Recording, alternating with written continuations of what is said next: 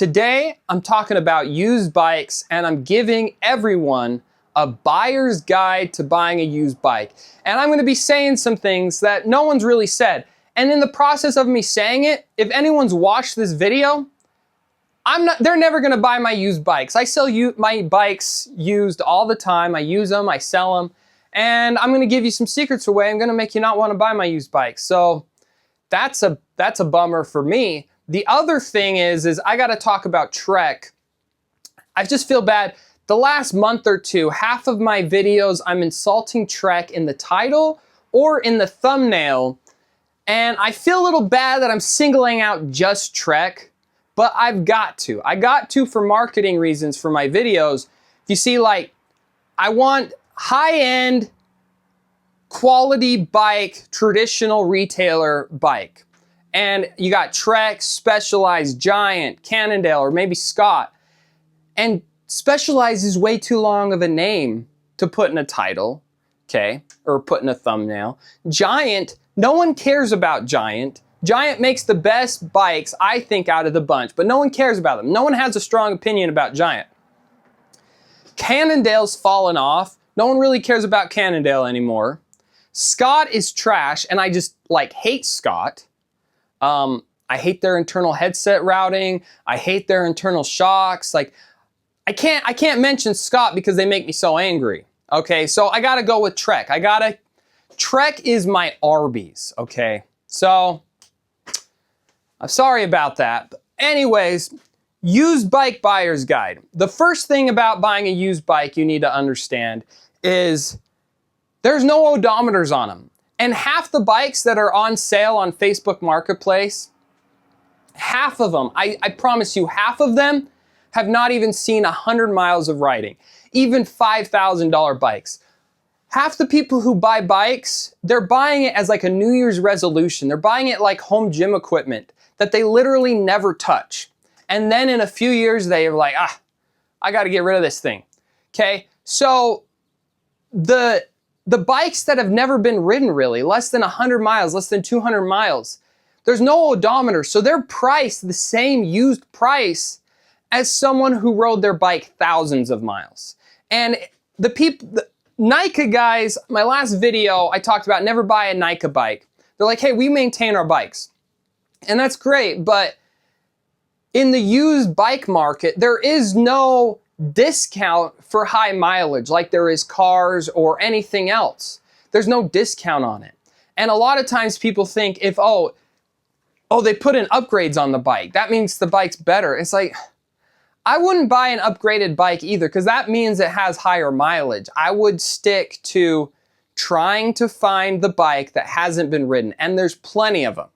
Okay, the first step to trying to find a bike that hasn't been ridden is not buying a bike off Pinkbike, okay?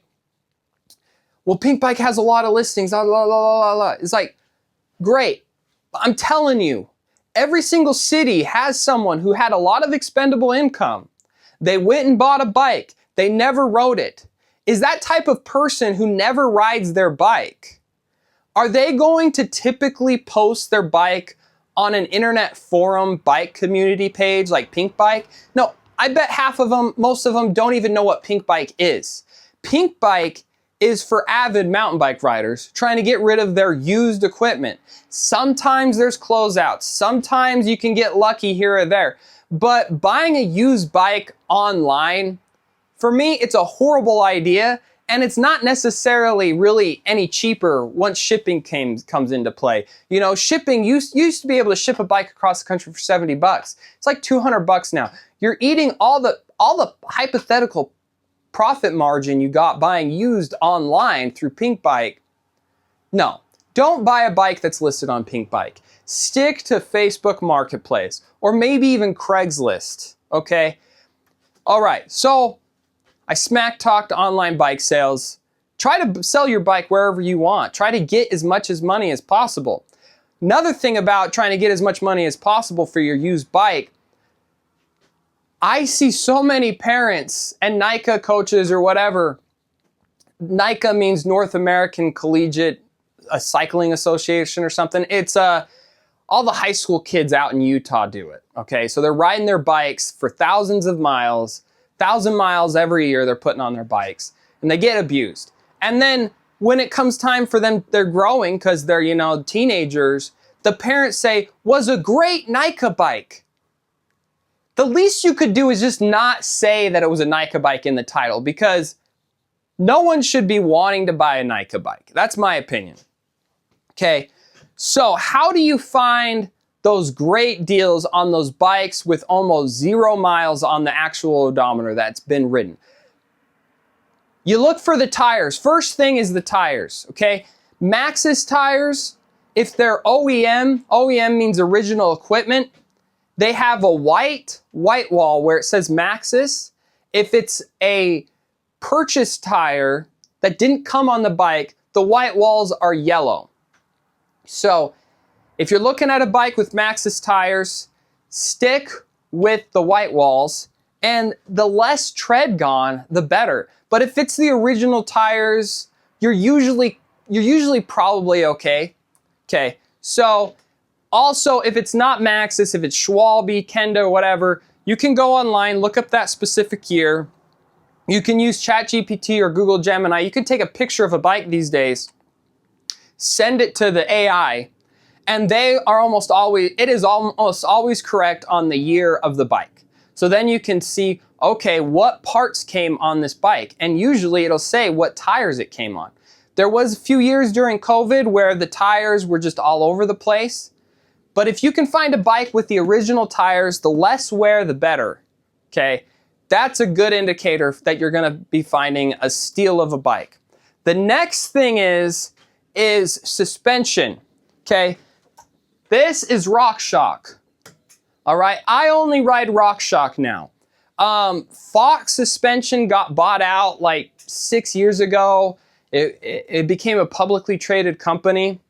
But and the quality I think went down a little bit. But even before that, Fox to me has always felt better. Brand new, freshly serviced Fox feels great. And I feel like Fox, freshly serviced, feels better than a RockShox. Okay, freshly serviced. But the issue is with buying a used bike, you don't know what happened to that suspension. You really don't know. And if you don't follow the service intervals pretty closely on a Fox suspension fork or rear shock, it's gonna perform pretty bad, and it might break. The internals might get messed up.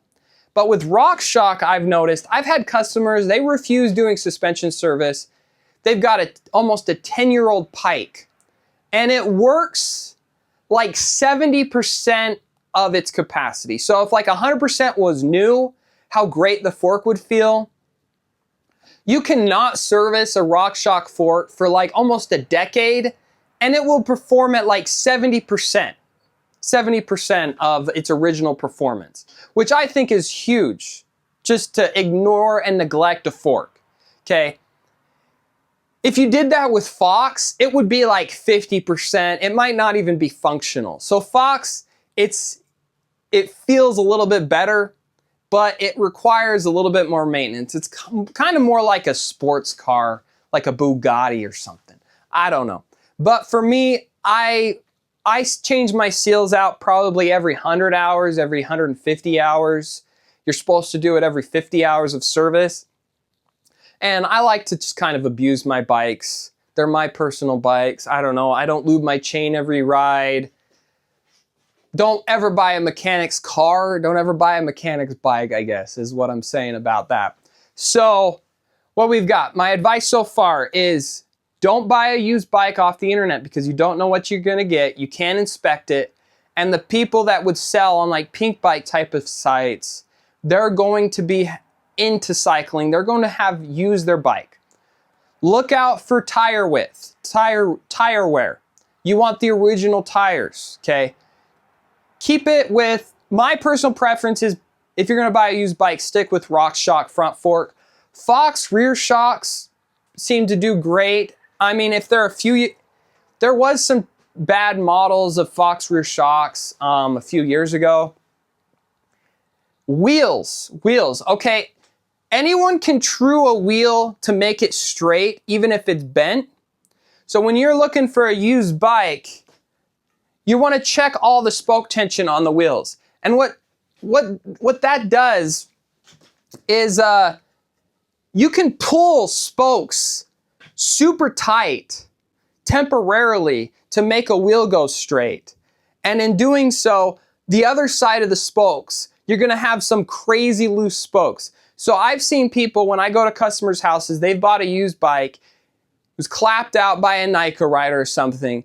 Their wheels are, the rims are trashed, unfortunately, but they thought it was fine because the rim was straight. But there was spokes that had zero tension on them. So you want to make sure all the spokes on the wheels have tension on it, because you can pull tricks and make the wheel, it look straight. Once you go out and do any mountain bike ride, your spokes are going to blow up on you. They're going to break. It's going to be a bad deal. So check spoke tension. You can check if the wheels are true with your finger. It's not that complicated. The other trick, dot fluid works great, but it's caustic. I have to wear gloves when I work on it and bleed brakes. And I've noticed dot fluid brakes that are over 5 years old, the odds of them needing to get replaced go higher and higher and higher. Meanwhile, Shimano or mineral oil Tecro brakes, they typically can last 20 years without needing to be replaced. The seals can last that long. So if you're looking for a used bike, try to find, if you don't want to worry about upgrading the brakes, if it's over 5 years old, try to find a mineral oil disc brake instead of a dot fluid disc brake. Because the dot fluid, it's caustic. I'm no chemist or whatever, but I've noticed the seals inside the brake system wear out over time, where the mineral oil seals seem to almost never wear out. I mean, of course, I see Shimano brakes with seals go out. It happens on every brake system. But this advice, of course, you can go on Pinkbike, you can find a steel. Of course, you can find a bike that's been ridden 5,000 miles and every single part is great and it's been replaced. But I mean, aluminum wears out, metals wear out, plastic, carbon wears out. Miles matter.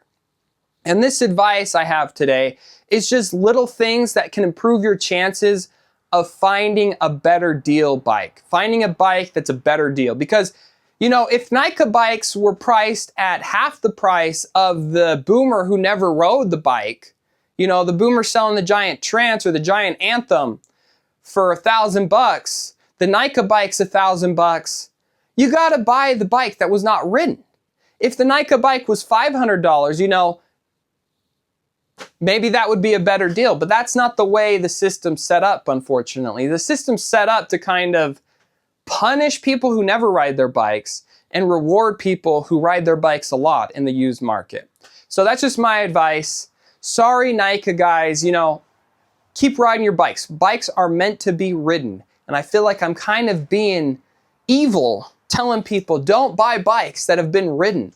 But I mean, it's your money and it's what you're getting out of it. So look on Facebook Marketplace. Try to find someone older who never rode their bike, maybe rode it a few times, got sick of it. That's my advice. There's plenty of used bikes on the market. You don't need to compromise on how much. You don't need to compromise on if your bike if this bike has gotten ridden a lot, but it's the frame size you want. There'll always be another bike. For me, if you live somewhere that's like an hour or two away from the city and you want to buy online, just go to the city, look at a bunch of bikes that are used. I've seen so many people hosed from buying a bike online. So, especially used bikes online. New bikes online is pretty fine if it's a reputable company, but yeah. That's my advice today. Thanks for watching. I've got my shop t-shirts with my little van on them. You can buy it if you want. You could subscribe to my channel if you want. If you don't want to subscribe to my channel, that hurts my feelings. So maybe subscribe. Bye.